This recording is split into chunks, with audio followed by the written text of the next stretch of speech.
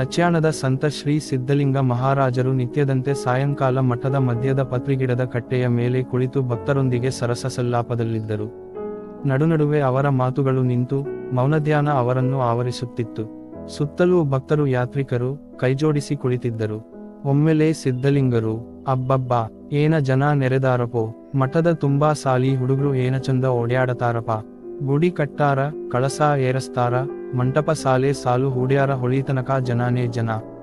ಲಿಂಗ ಪೂಜೆ ನಡೆದದ, ಶಿವಪೂಜೆ ಮುಗಿದದ, ಕಾಲಚಕ್ರ ಉರುಳತದ, ಅದು ಯಾರೂ ಬಿಟ್ಟಿಲ್ಲರೆಪೋ, ಹಳೇದು ಹೋಗತದ, ಹೊಸ ಕಾಲ ಬರ್ತದ, ಜಗ ಜಗಜಗಿಸ್ತದ.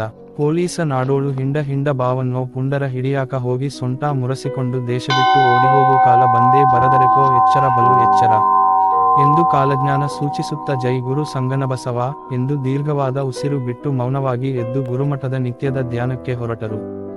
ಜನರು